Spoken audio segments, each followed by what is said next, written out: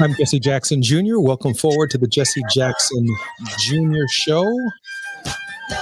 The resistance is picking up some steam today with the pushback from the nation's oldest university, Harvard University, one of the most heavily endowed institutions in the history of the world, the nation's oldest college and university.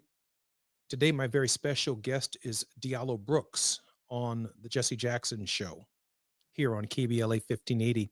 Our subject matter is going to be the pushback against Donald Trump. Harvard University will not comply with demands to overhaul its hiring and admissions and report international students who break the rules to the federal government.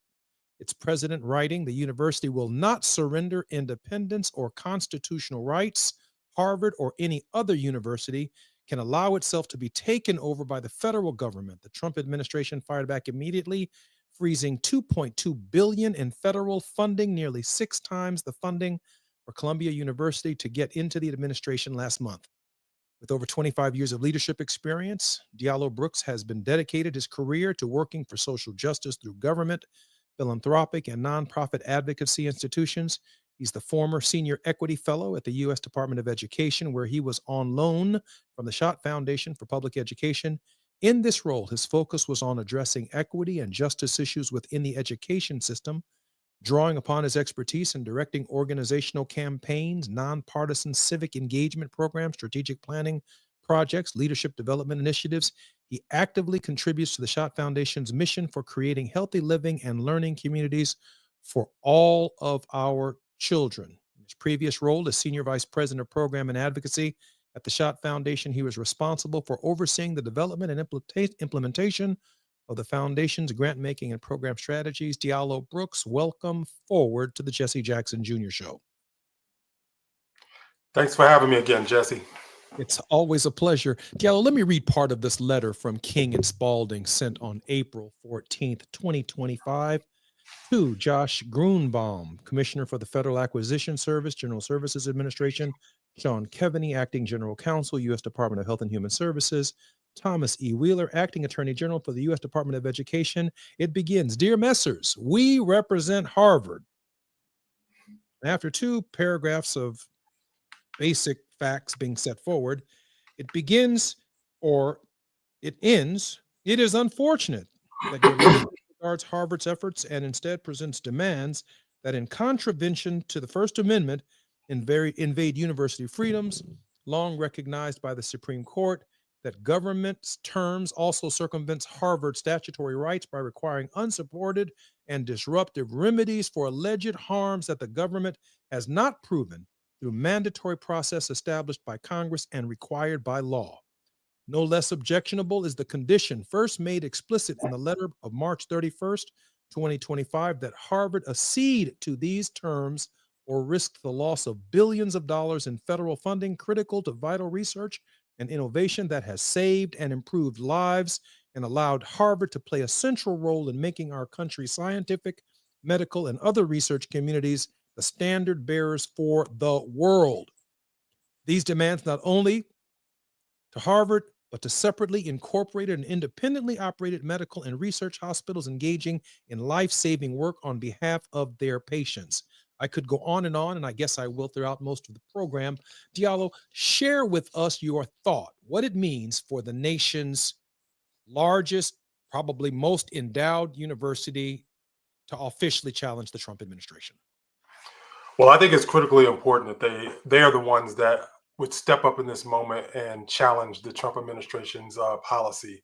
One, they have the resources to do so. Many of smaller institutions don't have those resources. And so it's nice to see Harvard step up in this moment to really just protect education, the education landscape, the education environment. And like I said, they have large endowments that are able to sustain them. And so we need institutions like Harvard to step up in this moment to push back to make sure that the Trump administration doesn't do this to many other universities across the country. We have about 2.5 minutes before we come forward, but one of the interesting things that I gleaned from your brief insight, and we'll get more of it certainly when we come forward, these other smaller institutions really are not in a position to push back. Donald Trump has offered executive orders against law firms that now have hundreds of hours and commitments to the administration to try cases on his behalf for free as a result of really quid pro quo bribery schemes from the White House. And now we're looking at $2.2 billion being used and held back from research grants at the university for the purposes of trying to get these universities to accede to the president's will. Your thoughts on the smaller schools who really can't speak up at this hour? Right, because we have HBCUs, less funded institutions that really rely on those resources, and so it puts them in a difficult bind in this particular situation. And so that's why I said it's super important that a Harvard, the Cornells, the other larger endowed institutions step up in this moment to push back. I really wish there was some kind of class action where they could all join behind Harvard's enormous resources to make the point that we will certainly make when we come forward. One of the critical issues that I have is that this seems to be targeted not just at the universities, but the very culture of the universities themselves. The way in which students who've been dropped off by their parents as freshmen, the first time they've left the home, left the nest, and now you're telling them that when they're free, there are certain rules that the government is requiring of you before you can even express yourself. I'm Jesse Jackson Jr. When we come forward, our very special guest is Diallo Brooks. We're going to talk Harvard, we're going to talk education and government funding. It's afternoon drive time with Jesse Jackson Jr. Only on KBLA Talk 1580.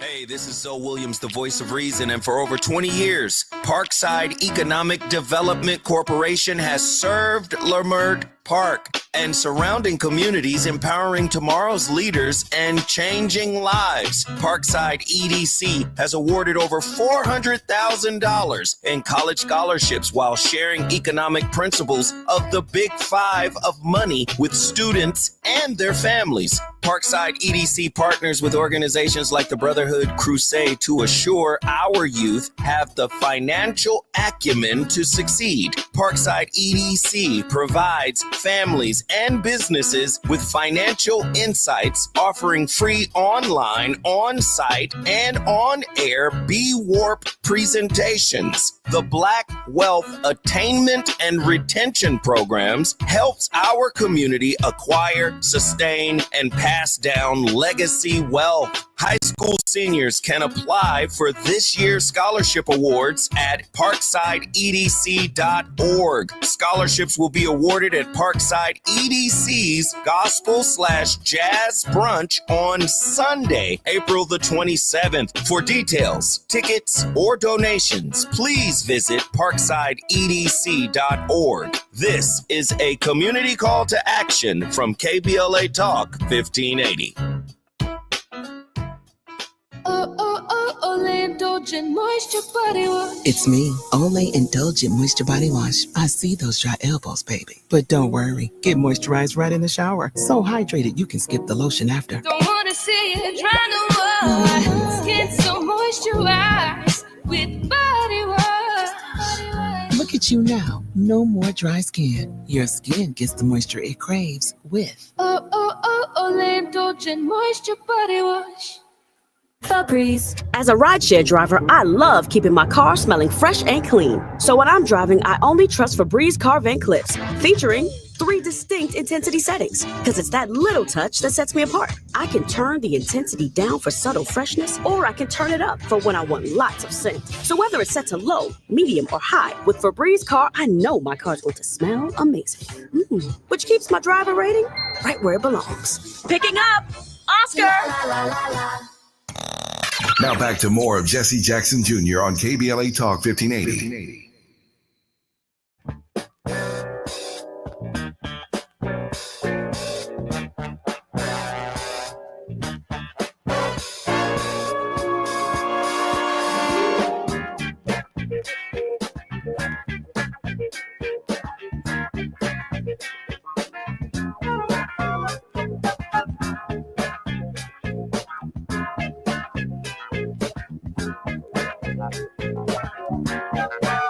I'm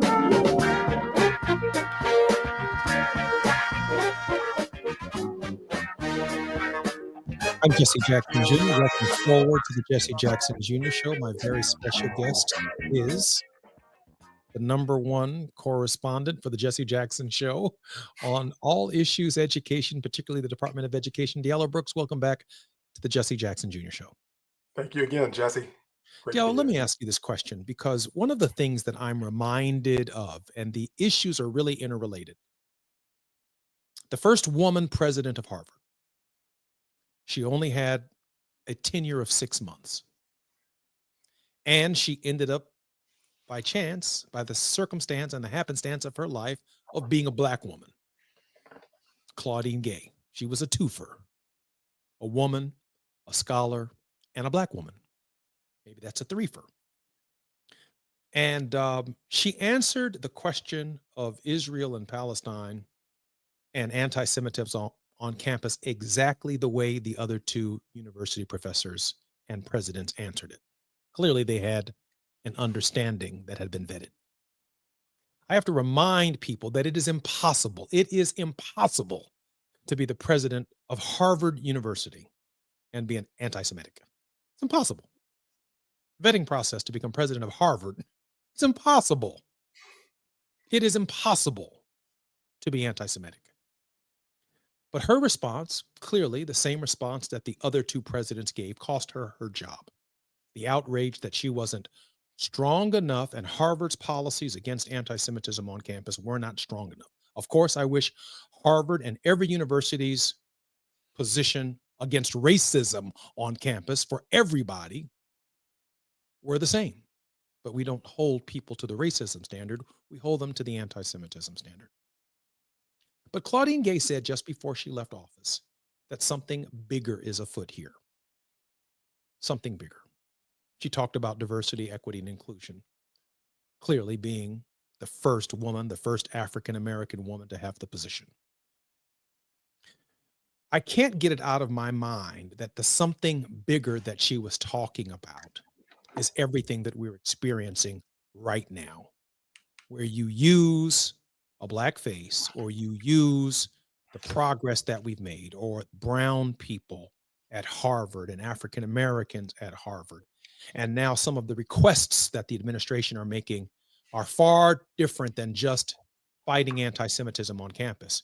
It is about completely eliminating scholarship on campus that is culturally sensitive to every group, women, African Americans, and if they don't comply, including the admission process, the federal government wants to take it over. Yellow, your thoughts? So here are my thoughts. I think we have to look at this in context of what we've seen with the Department of Education, right? It's like what's happening with higher education, what's happening with K through 12 education. They're kind of mirroring each other. The elimination of being able to talk about race. Let's forget about DEI and all these acronyms that folks want to throw out there. Let's talk about how we're educating people around the facts of our history, the facts of how this nation was formed, the facts about race relations in this country at all levels of schooling. And if you look at a place where you want to, for lack of a better word, whitewash our education system in a way that not only Black and brown students don't get that proper education, but also, more importantly, white students are not exposed to the diversity and the wide range of thinking. And so in order to kind of eliminate, to sterilize that process, to remove that from the educational attainment of folks, they're targeting these institutions. They're targeting these institutions to undermine all of that. And, you know, as we saw with the president of Harvard, I mean, the right does not care about anti-Semitism. Let's be clear about that, right? They use that as a wedge to wedge her out and to wedge into this conversation around DEI, equity and inclusion, Black and brown folks, folks that are non-white males. And so we have to be very careful. And that's why it's really important for Harvard and other schools to step up in this moment to protect the institutions of education where people are able to gain free thinking, really explore their minds, explore folks that are different from them and different cultures, is a part of our educational process. And so, but this administration and those that are behind this administration, they're targeting that because they know they cannot do the work that they want to do with the educated populace, a populace that cares about each other, that understands each other going forward. So, Diallo, I'm very interested in your opinion. I'm certainly interested in your feedback about this clip that we're going to play right now.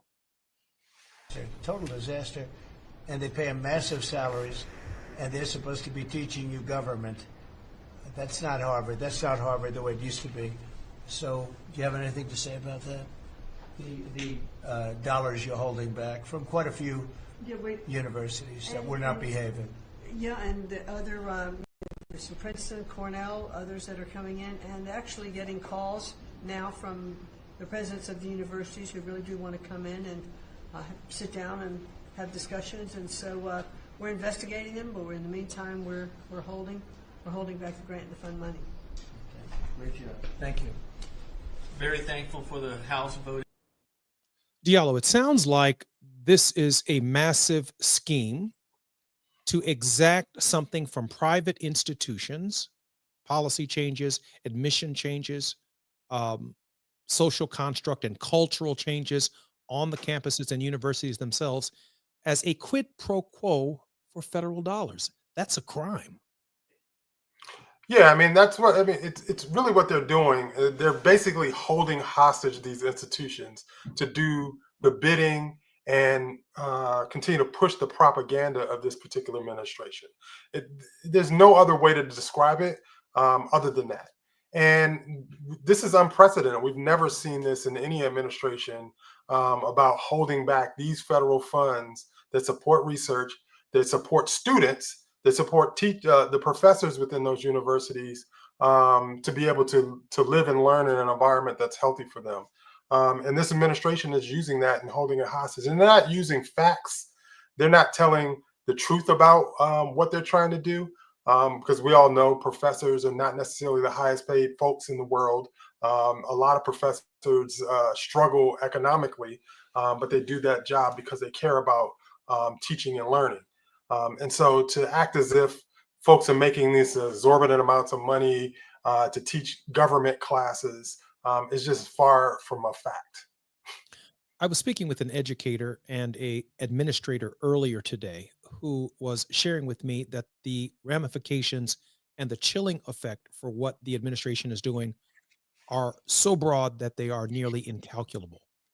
Meaning that, for example, in urban communities and communities of the poor around the country that have high schools, when they have college day, particularly where African Americans or Hispanic Americans, Brown Americans, Native Americans are located, where they traditionally send recruiters in to see, we want to meet your best students. We want to meet the valedictorian, the salutatorian, and potentially give them consideration at the Ivy League schools. This administrator said that there will probably be fewer recruitment initiatives in the future at the high school level because to create diversity on those campuses, the alumni clubs all across the country go to these high schools and they look for the best academically performing students. And in some cases, which is all too obvious to everyone, they also identify the very best basketball players who have a whole nother path by which they get into the Ivy Leagues and into Division I schools, as you well know, because there's a path that's paved for athletes that's very different than the path that has been paved for students who are trying to achieve their goals in their life academically. But I raised this question because this particular administrator who works at a college and university said that more and more of their students who apply from college itself to Ivy League graduate schools, fewer and fewer of them now are being accepted. Your response? Mm-hmm. Yeah, I mean, you're going to see this happen across the board. It's going all the way into graduate school, but also in the high schools around recruitment. And we've already had a bunch of conversations about the continued decline in Black males actually looking to even go to college. And so this is something that will continue to exacerbate what we see in that space. You can't get diversity if you don't go into diverse places and recruit diverse people, right? Our college systems are not perfect. They're flawed because we've seen, the legacy students get preferential treatment. But we also haven't seen what was necessary to kind of close those gaps with making sure that a diverse set of folks are a part of the college experience. And we all know, having gone to college, that our college experience is better having folks from different neighborhoods, from different That's right. cultures, from different backgrounds are part of That's right. our educational development. And That's right. so, what this administration is doing, and like I said, I'm really critically concerned about the HBCUs and some of the less endowed universities during this critical moment. I find that is particularly insightful, and it reminds me it reminds me of my own year at age 18, going from the high school that I went to North Carolina A&T State University, and in a real sense, it was the first time that I was leaving the nest. I was no longer part of what Jacqueline and Jesse, Dr. Jackson, my mother, Reverend Jackson, were saying and how they were raising their families. I was on my own. I was a grown man capable of assuming full responsibility for my behaviors if I behaved inappropriately in college. But I also became an activist against apartheid while I was in college. We also fought for reducing student loans. We also fought for better housing on campus. We used the incubator, if you will, of the college campus to express ourselves. It really defined ourselves, and it defined the next 40 years of our lives. I'm 60 years old now since college, and I still have friends from college that I grew up with because we were part of the same culture, the same milieu, the same development cycle, and the same politics that helped shape the university. It seems now that the Trump administration is really reaching into that experience and saying, I want to alter that experience for you. I want you to stay in the nest and not truly experience who you can be individually once you've been freed from it. Diallo? Yeah, this is a real issue. I attended a PWI, a small liberal arts college in the state of West Virginia, and as you know, I grew up in Washington D.C. I had an experience with one of my friends in college who asked me to run on student government with him. And at first, I was a little hesitant. I was a basketball player, even though I was a political science major. I didn't really want to do it at first.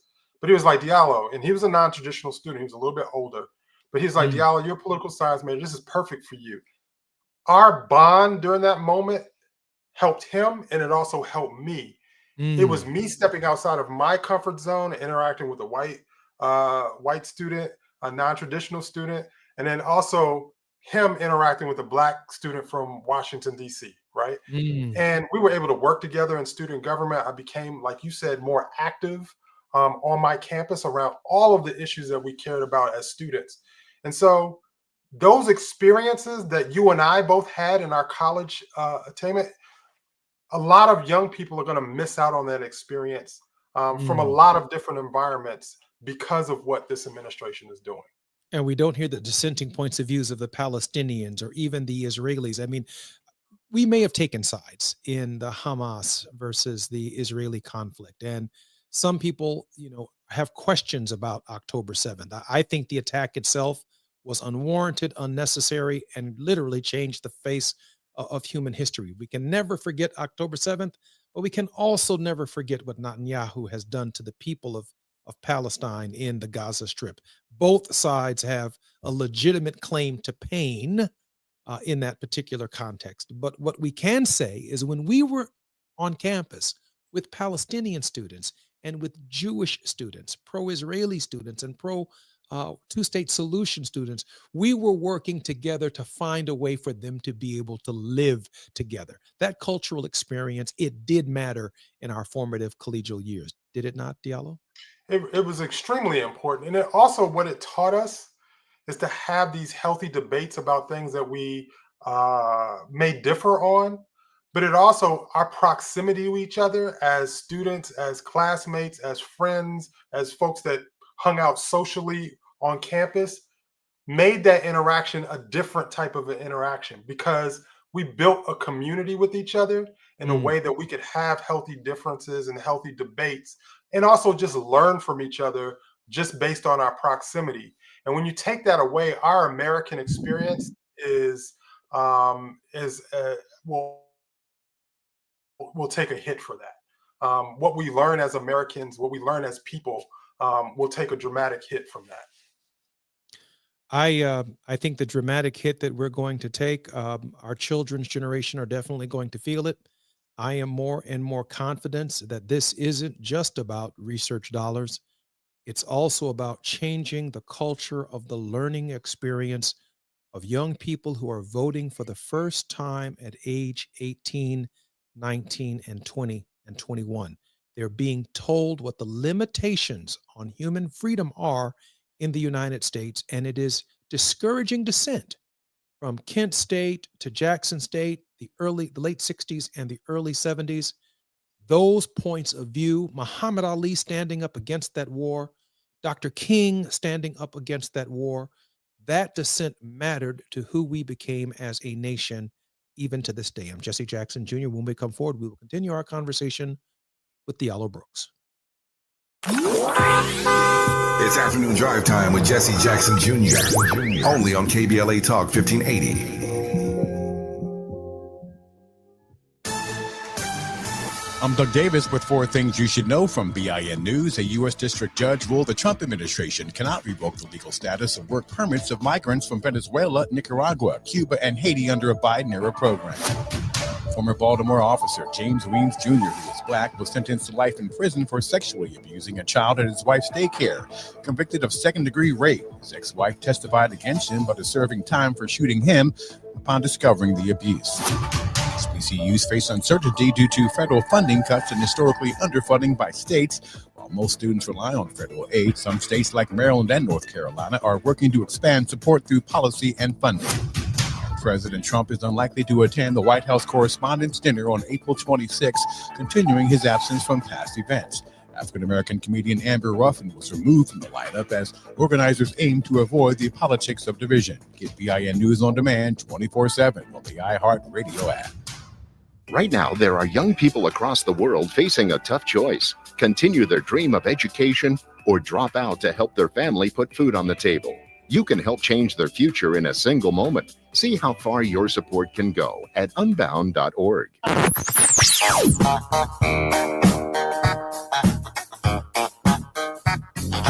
This is KBLA Talk 1580. Talk radio. That's music to your ears. We're unapologetically progressive. KBLA Talk 1580. We've got a lot to talk about.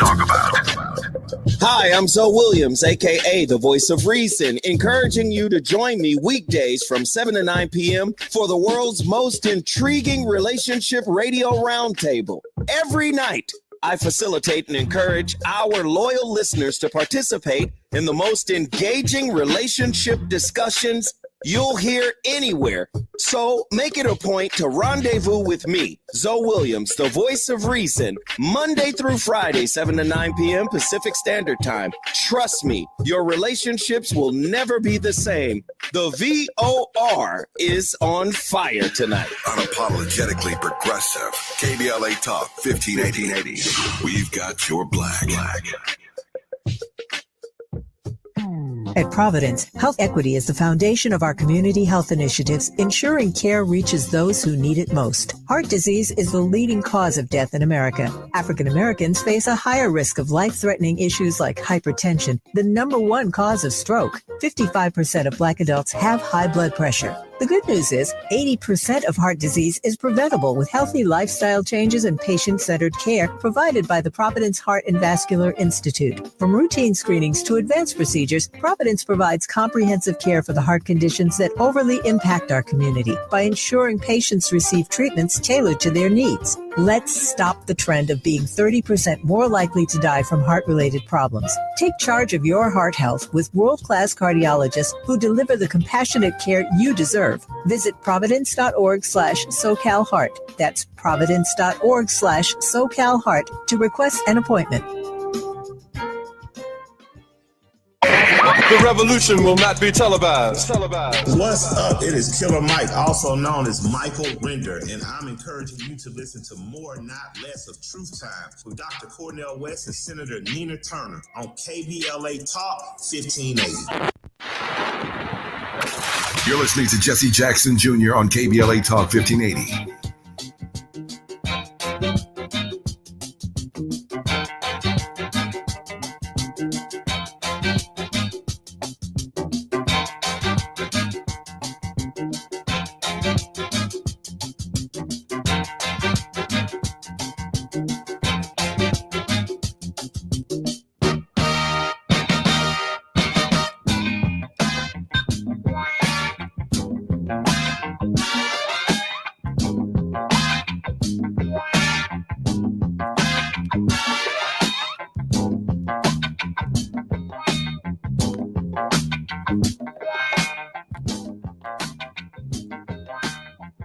I'm Jesse Jackson Jr. Welcome forward to the Jesse Jackson Jr. Show. My very special guest is Diallo Brooks, our education expert. Diallo, welcome back to the Jesse Jackson Jr. Show. Thank you, Jesse. A couple of quick announcements that I need to make. This Wednesday, April 16th, is day 100 since the wildfires erupted in Altadena. We're asking you to join us this week for our live, nationally broadcast KBLA Talk 1580 Town Hall meeting as we commemorate this fateful day, celebrate the resilience of Altadenians, and embrace this beloved Black community. We will be giving away air purifiers and $100 gift cards to survivors. So please come join us this Wednesday from 4 to 6 p.m. for our town hall, the Altadena Eaton Fire, 100 Days and Counting. The event is completely free, but you must register at kbla1580.com. That's kbla1580.com, where you will find all of the pertinent details about the town hall meeting. Our special guest on the Jesse Jackson Jr. Show this coming Thursday will be none other than Jonathan Allen and Army Parnas. They wrote a new book called Fight. Jonathan Allen and Amy Parnas are White House correspondents for NBC and for Politico, and they're going to talk about, well, one of the great disagreements of the last year that led to the Kamala Harris campaign, the big fight that was taking place behind the scenes. Their new book, Fight, is necessary reading for everyone. And this coming Friday, we'll be catching back up with Michael Cohen. He will be our special guest on the Jesse Jackson Jr. Show. Diallo, I want to move to desegregation for a moment, because in some ways, all of this goes back to Brown versus the Board of Education. If you walk through Harvard's lunchroom or some of their older libraries, they've got pictures from the very first class of Harvard, right? All white males. And then there's this sudden turn in Harvard College where, you know, a woman or two shows up, or maybe W.E.B. Du Bois shows up. I think he's the first Black PhD from Harvard, right? That's the turn of the century. And then, you know, the classes become more desegregated over time as the nation grows and the politics grows. The recruitment mechanisms through admissions, through aggressive recruiting in high schools, through sports, changed the very face of Harvard, Princeton, every University of North Carolina, Texas, Texas State, you name it, University of Texas, just you name it. There's not a state university that doesn't have a wall of pictures where it was just all white men. And then recruitment, DEI, and other forms of inclusion, for the reasons that we acknowledge contribute to a broader education, become a factor, which Trump is now attacking. And that leaves us right back to the idea, if these methods are removed, we end up again with segregation. I have to remind people that the Voting Rights Act of 1965, I know we feel good to have our own representative in Congress, but the Voting Rights Act desegregated Congress. it brought Black caucus members and drew congressional districts for Hispanics to win. It's desegregation from a segregated society. In a real sense, Trump is going at the fundamental keys to desegregating these institutions by forcing upon these institutions a resegregation. Your thoughts? Yeah, I mean, that's exactly right. You'll see that happening. And we've already seen that trend for a little while now of moving in that direction, particularly after the Supreme Court decision that eliminated affirmative action. And the Supreme Court decisions around some of the provisions around voting. We've seen our country start to move in that direction. And I think this is an opportunity to really connect the dots between what we were fighting for during the civil rights movement and where we are now, because this is really kind of a pushback against all of the things that folks fought for during the civil rights movement, right? They're dismantling and rolling back all of the gains because a lot of those gains have helped the upward mobility of our communities, right? But also the integration of our communities in productive ways in which we're able to learn from each other, be in spaces with each other. Now, we're still a very largely segregated society. We have a long way to go, and there's a lot of arguments around desegregation. But what we're seeing now are the access to institutions of higher education, which then take us into spaces where leads into employment, upward mobility. And then also, if you even outside of the predominantly white institutions, look at our HBCUs. They're going to be on the front lines of these attacks because if you're talking about getting rid of diversity, equity, and inclusion, and you look at institutions like Morehouse that serves specifically Black men, right? Or Howard University, specifically Black students, or North Carolina A&T, where you attended, specifically Black students. That specificity around serving Black communities is going to be under attack.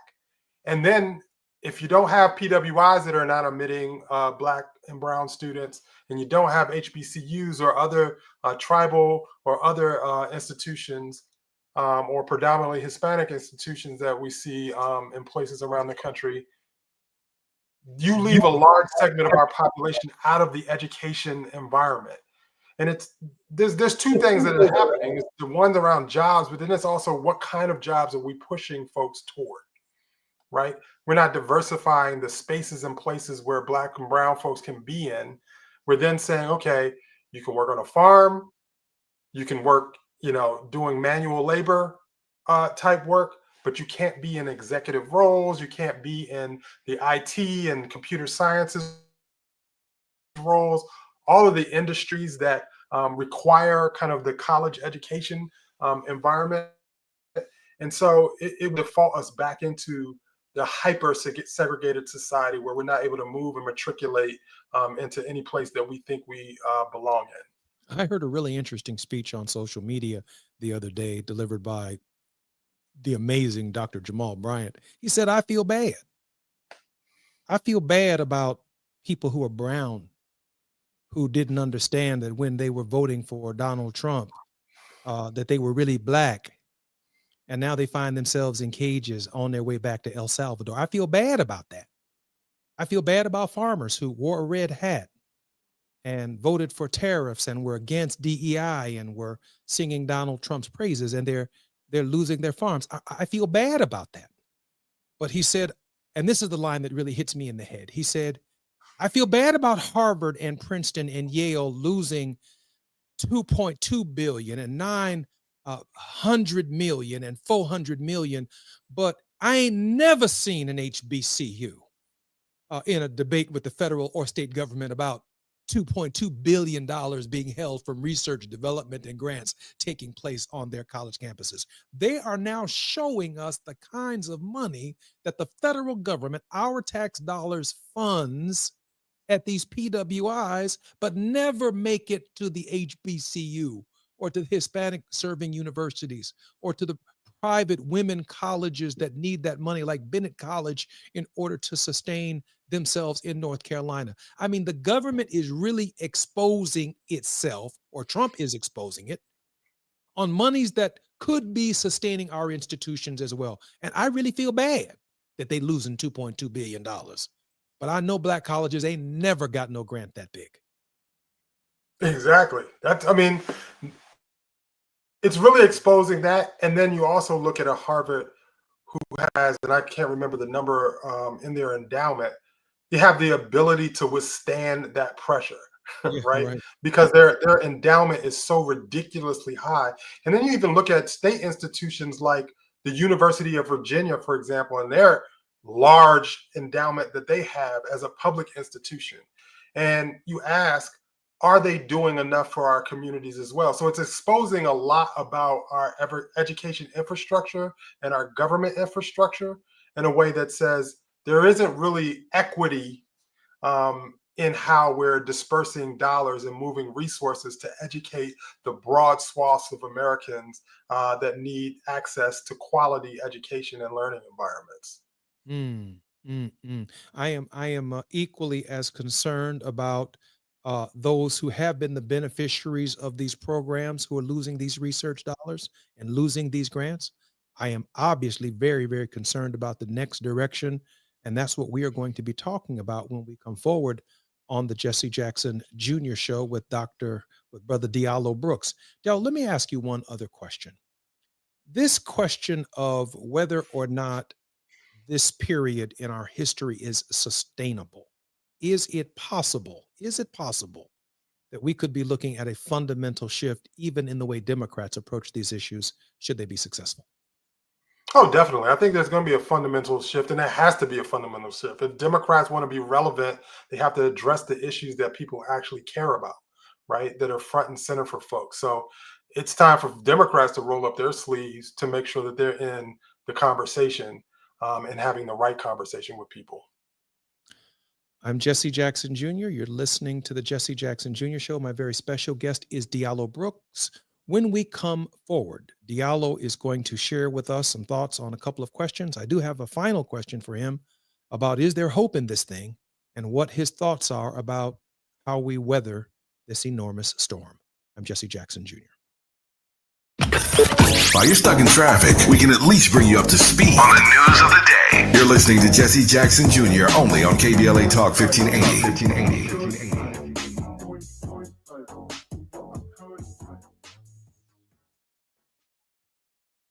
Looking for a purposeful and passionate way to make a difference in your community? Volunteer with our Senior Medicare Patrol and help prevent Medicare fraud. SMP volunteers work in their community, educating peers about healthcare fraud and how to prevent and detect it. Free training starts soon. Check us out online or at an SMP open house near you. We are on a mission to stop fraud. Join our team. You make a difference. Visit caspvolunteer.org.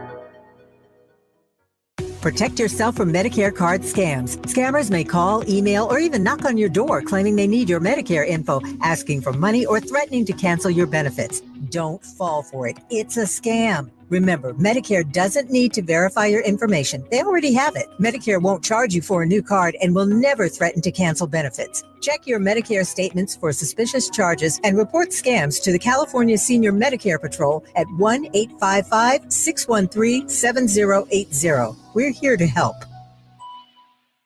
We all hear the radio ads about the IRS. They tell you to be afraid, to be scared, and they try to frighten you into calling. I'm not here to do that. Tax Relief Advocates is different. TRA is here to tell you that if you owe money to the IRS, whether it's $5,000, $50,000, or $500,000, we have a solution. It doesn't matter if you're sitting in your car, at work, or with your kids. No matter where you are, call now. 800-550-9651. Don't lose hope. TRA can eliminate or reduce what you owe to the IRS. Generous programs are now available that can give you a fresh start.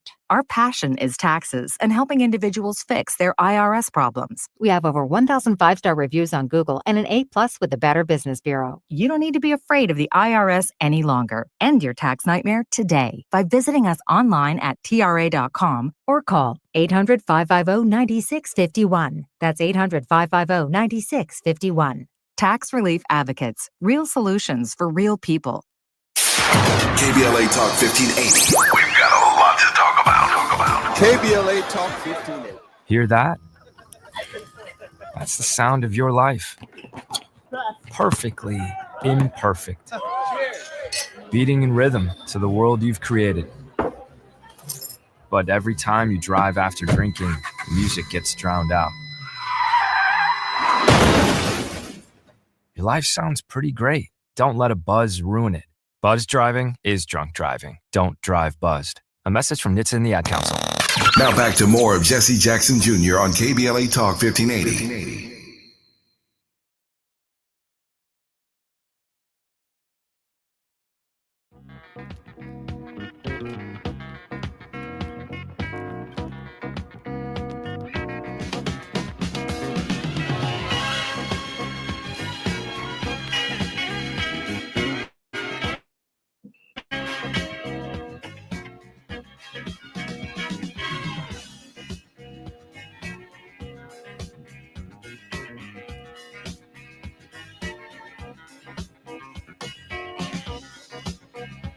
I'm Jesse Jackson Jr. Welcome forward to the Jesse Jackson Jr. Show.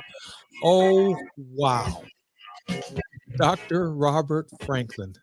How are you, Dr. Franklin? I am very well, my friend. I hope you are well, and I'm enjoying this extraordinary, sparkling conversation with you and Brother Brooks. Dr. Robert Franklin is President Emeritus of Morehouse College in Atlanta, Georgia, where he served as the 10th president from 2007 to 2012. Morehouse College is the only school in America committed to the development of African American men. Dr. Franklin is the senior advisor to the president of Emory University and holds the James T. and Berta R. Laney Chair in Moral Leadership.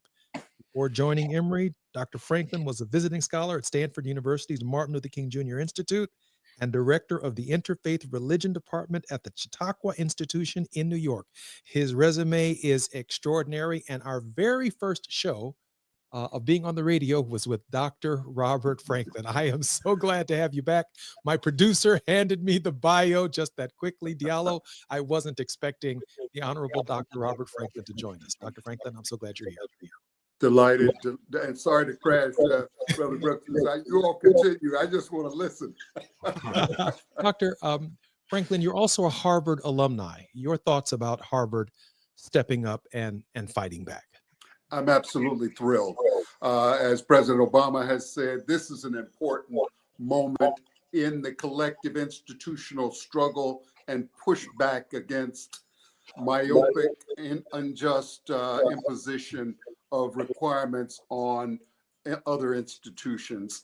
And finally, we're moving close to equals engaged in a boxing match together.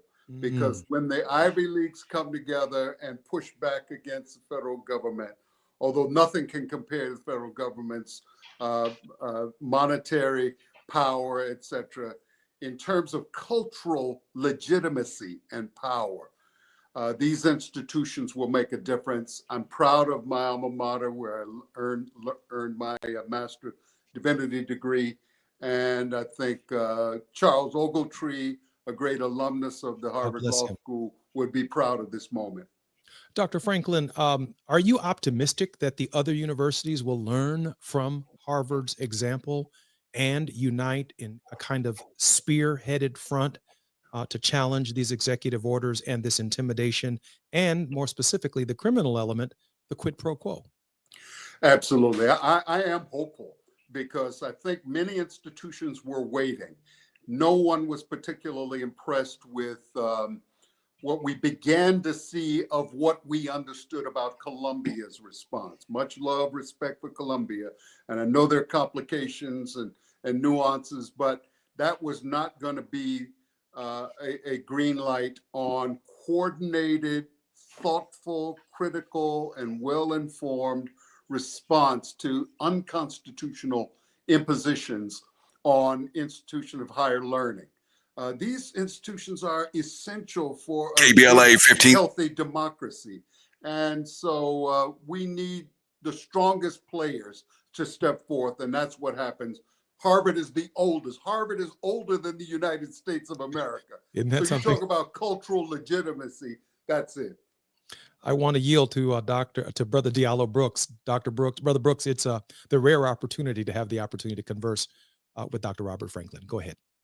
Yeah, it's definitely an honor. It's definitely an honor, and I just echo the sentiments that were laid out. I think it's so critically important that Harvard steps up in this moment, because when you have a bully, you need to bring somebody into the fight with you that can help stand up to the bully, that can really push back and have the legitimacy to be able to push back. And so it's really exciting and heartening at this moment that Harvard is pushing back. And I think also what you'll see with Harvard kind of stepping into the ring, a lot of times when you get a partner in the ring, other folks will then say, okay, now I have some courage, right?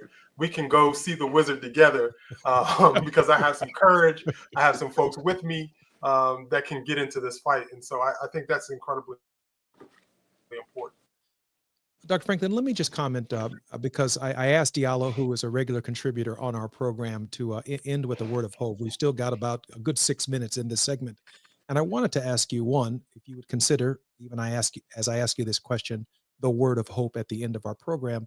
I want to ask you this question about the long range consequences of these institutions not being able to send recruiters at the high school level to find Black men, to find young, talented Black women.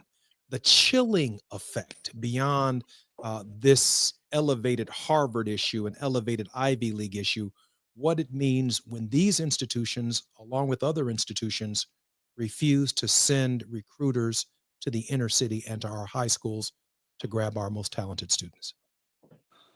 Well, it's devastating. W.B. Du Bois was a product of both an HBCU, Fisk University in Nashville, and of Harvard University. First African-American to earn a PhD from Harvard at the end of the 19th century. So in his own kind of stature, he believed that people ought to go where they can flourish and thrive.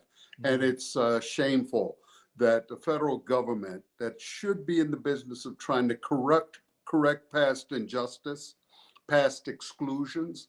Black people were prevented from attending many of these great universities in the past. They paid us not to go to their Southern elite universities. And so it's terrible that this anti-DEI ethos will now squelch a lot of vigorous, thoughtful, creative recruiting that the Ivy League and other great institutions were doing. I hope that they'll find ways around it. They can. And to talk about merit, that's the conversation we all want to have. We want the best and the brightest at all these institutions. So to the college presidents and university presidents and staffs out there, do not fear and do not be of little courage and hope at this moment. The reinforcements are stepping up, and we intend to push back and to win. I had the great privilege of speaking at your seminary at Emory, yes, and at the invitation to speak to your class, which I know you're still teaching. Dr. Franklin, what are your students saying? They are really asking, where are the moral leaders at this moment? They're so attracted to the stories of extraordinary moral leaders like Ella Baker and Martin Luther King, Dolores Huerta and Cesar Chavez, Jesse Jackson and the leaders of SNCC. It's an important question to ask. Who are the people that invite us to become better versions of ourselves? People who have integrity, courage, and imagination, and who invite us to serve the common good, not just our own well-being. So that's the question of the day. That's what my students were asking even today. And they were excited to learn. I was leaving class online and coming onto your show, Brother Jackson. Thank you for speaking to them. They still talk about you. It was my high honor. And I don't think there is a teacher in the system who teaches a more unadulterated and progressive gospel than Dr. Robert Franklin. Dr. Franklin, I am so grateful that you've spent this time with us. Look forward to coming back and spending some time with your students as well. Thank you so much for being here. Thanks very much. Thank you, Brother Brooks. Diallo, some closing thoughts from you on the significance of this hour. And you've heard from Dr. Franklin who laid a foundation history for us in however brief a moment that he has been with us. What does what Dr. Franklin had to say mean to you and to your generation? It means a lot. It means a tremendous amount to me.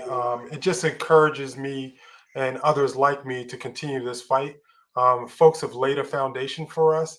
We have to take the mantle and continue to fight, continue to push back, continue to uplift each other in this moment as well, because I think a lot of folks need support and love in order to really push back against the tyranny that we see in this administration. We can win if we work together, if we come together, and we believe in each other and support each other. Wow. Dr. Franklin, you really shocked me today. I'm so grateful that you stopped by the Jesse Jackson Jr. Show. Diallo Brooks, you know you're always welcome. And Dr. Franklin, you know I have a regular place for you on the Jesse Jackson Jr. Show. Welcome to KBLA. I'm Jesse Jackson Jr. You've been listening to the Jesse Jackson Jr. Show. Our surprise today was Dr. Robert Franklin, Emory University School of Theology, former president of Morehouse College, and Diallo Brooks, our education correspondent who spent time at the Schott Foundation, but also whose clarity on the issues of education continue to bind and continue to unite us. I'm Jesse Jackson Jr. You've been listening to the Jesse Jackson Jr. Show. I'll see you guys in Altadena. KBLA 1580 Santa Monica. I'm Doug Davis with 4 things you should know from BIN News. A U.S. District Judge